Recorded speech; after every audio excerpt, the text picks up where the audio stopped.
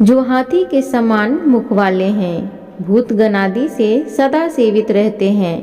Cath तथा जामुन फल जिनके लिए प्रिय भोज्य है, पार्वती के पुत्र हैं तथा जो प्राणियों के शोक का विनाश करने वाले हैं, उन विघ्नेश्वर के चरण कमलों में नमस्कार करती हूँ। जय श्री गणेश। प्रिय भक्तों, आज वैशाख माह के विकट संकष्टी चतुर्थी का दिन है। आज हम सभी विकट संकष्टी चतुर्थी की कथा को श्रवण करेंगे। विकट संकष्टी चतुर्थी के दिन भगवान श्री गणेश की पूजा की जाती है।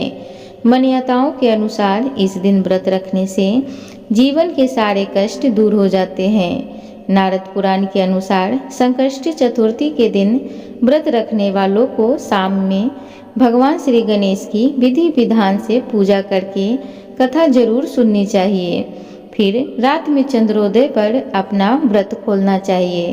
कहते हैं इस व्रत को करने से भक्तों की सारी मनोकामनाएं पूर्ण हो जाती है। तो आइए पौराणिक कथा को सुनते हैं।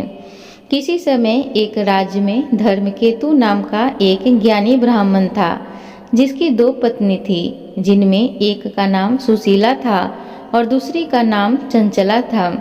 सुशीला बड़े ही धार्मिक स्वभाव की थी, जबकि चंचला का धर्म के प्रति बिल्कुल भी लगाव नहीं था। व्रत करने के कारण सुशीला बहुत कमजोर हो गई थी, जबकि चंचला की सेहत अच्छी थी। कुछ समय बाद सुशीला को एक पुत्री तो चंचला को एक पुत्र की प्राप्ति हुई। ये देख चंचला ने सुशीला से कहा कि तुम इतने व्रत उपवास करती हो, तब भी तुम्हें पुत्री प्राप्त हुई, जबकि मैंने तो कुछ भी नहीं किया, लेकिन फिर भी मुझे पुत्र प्राप्त हुआ। चंचला की ये बातें सुशीला को बहुत बुरी लगी। जब विकट संकष्टी चतुर्थी का व्रत आया तो सुशीला ने पूरे मन से ये व्रत किया।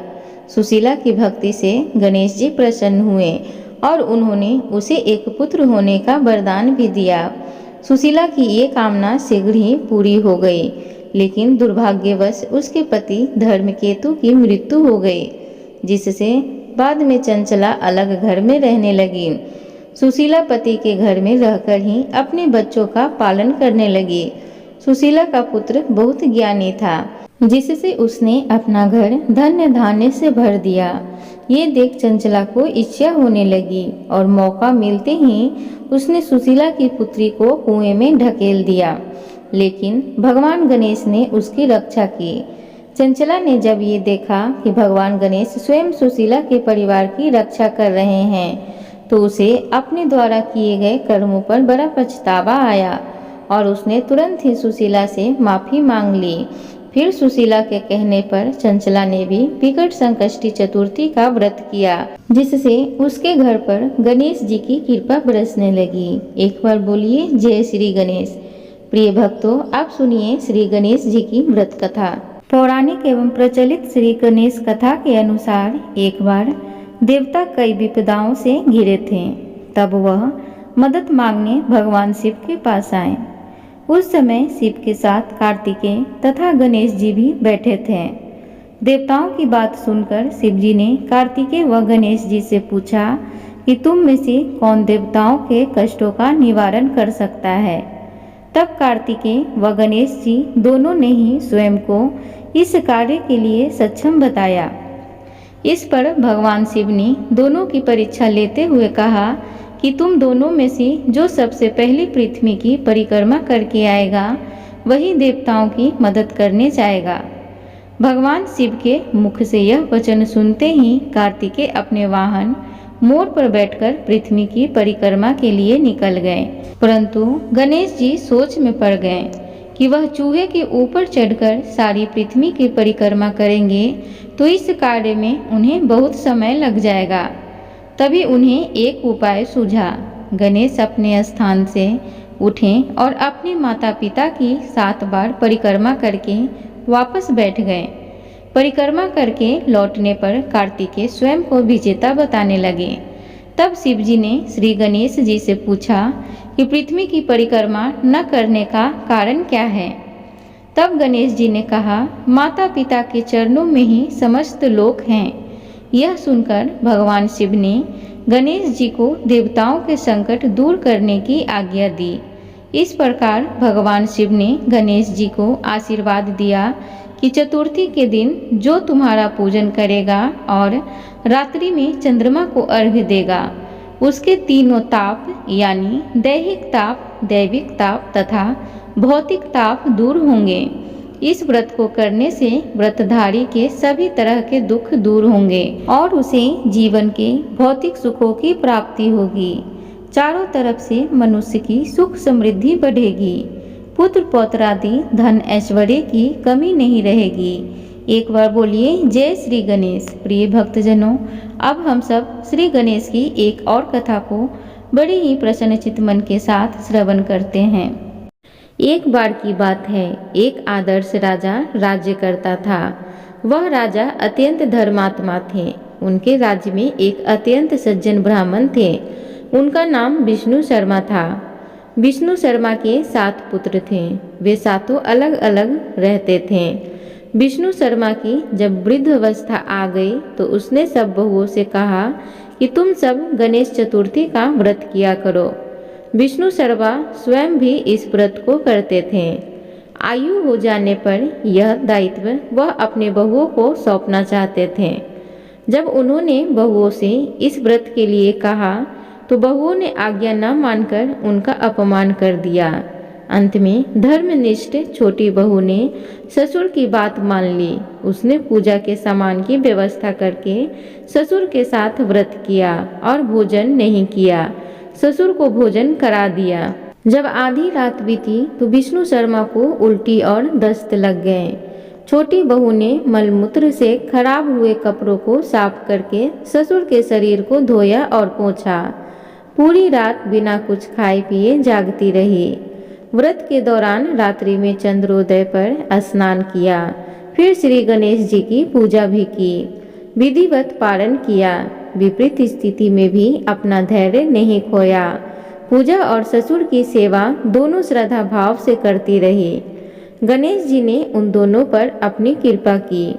अगले दिन से ही ससुर जी का स्वास्थ्य ठीक होने लगा और छोटी बहू का घर धन्य धान्य से परिपूर्ण हो गया।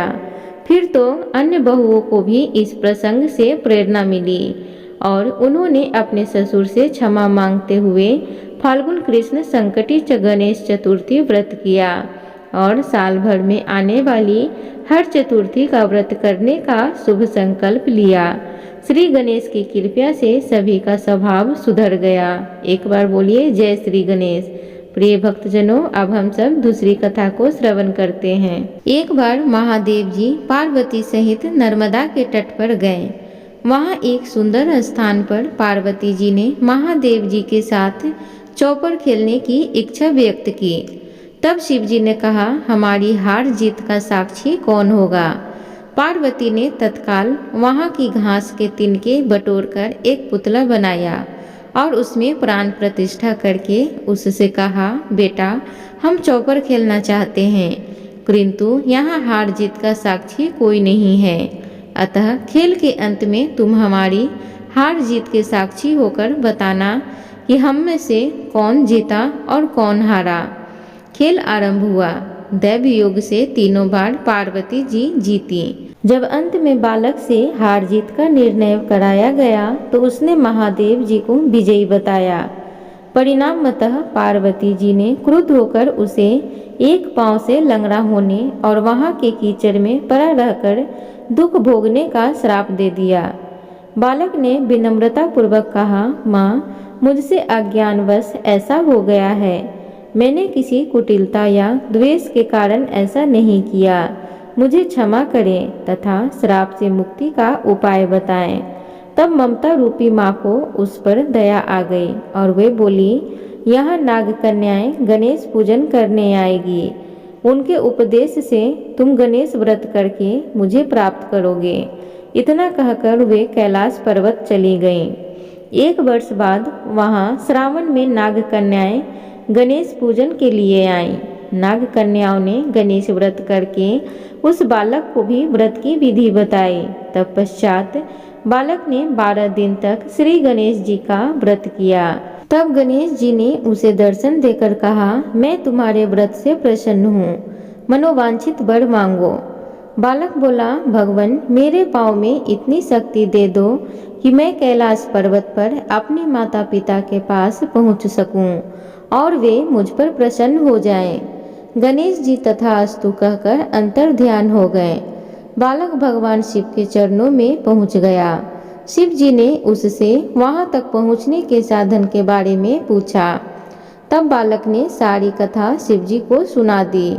उधर उसी दिन से अप्रसन्न होकर माता पार्वती शिव जी से भी विमुख हो गई थीं। तदुपरांत भगवान शंकर ने भी बालक की तरह 21 दिन प्रयत्न श्री गणेश का व्रत किया, जिसके प्रभाव से पार्वती के मन में स्वयं महादेव जी से मिलने की इच्छा जागृत हुई। वे शीघ्र ही कैलाश पर्वत पर आ पहुंची। वहां पहुंचकर पार्वती जी ने शिव जी से पूछा, भगवान आपने ऐसा कौन सा उपाय किया जिसके फलस्वरूप मैं आपके पास भागी भागी आ गई हूँ। शिव जी ने गणेश व्रत का इतिहास उन्हें कह दिया। तब माता पार्वती अपने पुत्र कार्तिकेय से मिलने की इच्छा से 21 दिन प्रयत्न 21 की संख्या में दुर्वा पुष्प तथा लड्डुओं से गणेश जी का पूजन किया। 21वें दिन कार्तिकेय स्वयं ही माता पार्वती से आ मिले। उन्होंने भी माँ के मुख से इस व्रत का महात्म्य सुनकर व्रत किया। कार्तिकेय ने यही व्रत विश्वामित्र जी को बताया। विश्वामित्र जी ने व्रत करके गणेश जी से जन्म से मुक्त होकर ब्रह्म ऋषि होने का वर मांगा। गणेश जी ने उनकी मनोकामना पूर्ण की। ऐसे हैं श्री गणेश जी जो सबकी मनोकामनाएं पूर्ण करते हैं। एक बार बोलिए जय श्री गणेश। गौरी पुत्र गणपति महाराज की जय। हर हर महादेव। प्रिय भक्तगणों, उम्मीद करूंगी आज की कथा आप सबको अच्छी लगी हो, तो कृपया चैनल को जरूर सब्सक्राइब करें। वीडियो को लाइक शेयर भी जरूर करें।